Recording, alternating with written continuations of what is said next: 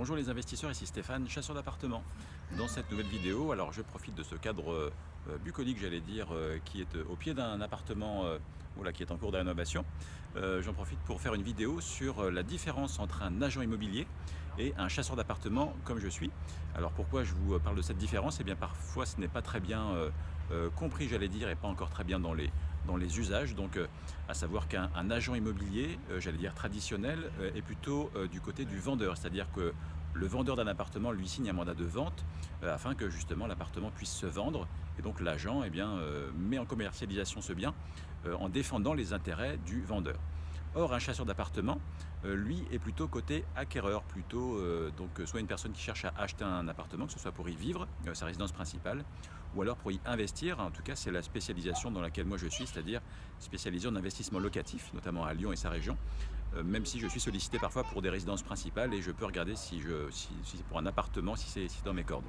En tout cas, voilà, et donc moi-même, je suis donc mandaté cette fois-ci par un acquéreur, donc par un investisseur en l'occurrence. Et donc je vais défendre moi les intérêts de l'investisseur, donc que ce soit en visitant les appartements, en respectant les critères au maximum qu'on m'indique, et puis en essayant de négocier le prix, même si dans une ville tendue comme à Lyon, c'est pas toujours garanti qu'on puisse négocier le prix, il faut le savoir. Et sachez-le, si vous voulez vous-même dans votre ville négocier les prix, vous pouvez comme ça perdre des opportunités. Il faut savoir parfois acheter au prix en fait.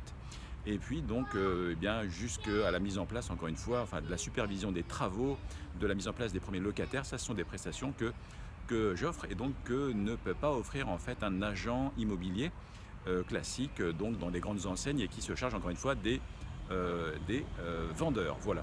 Et c'est en cela que justement un chasseur d'appartements travaille en partenariat avec les agences immobilières, en aucun cas en concurrence, et c'est comme ça qu'on peut, comme cela, grâce au réseau, finir par trouver des bonnes affaires, parfois avant même qu'elles n'arrivent sur internet. C'est tout l'intérêt d'avoir recours à un chasseur d'appartements si vous avez du mal à trouver un bien par vous-même, surtout si à côté de cela vous avez justement votre activité qui vous prend du temps. Voilà pour cette vidéo et la différence fondamentale entre un agent immobilier côté vendeur et un chasseur d'appartements qui est plutôt côté acquéreur. Voilà. Merci d'avoir regardé cette vidéo. Si vous-même vous avez un projet, n'hésitez pas à me solliciter. Il doit y avoir un formulaire de contact ci-dessous dans les commentaires que je vais mettre. À aimer cette vidéo si c'est le cas, et à la partager si vous avez des personnes pour qui c'est encore un peu flou cette notion de chasseur immobilier et d'agent immobilier. Voilà. Et je conclus en précisant que je suis également adhérent à la FNCI, Fédération nationale des chasseurs immobiliers, qui est un gage de qualité, de déontologie, de qualité de service. Et je ferai une vidéo prochainement sur la FNCI. Voilà, et je vous invite donc à vous abonner à la chaîne YouTube pour voir les prochaines vidéos, notamment sur ce sujet précis qui viendra. Merci d'avoir regardé cette vidéo et à très bientôt pour les prochaines. Au revoir.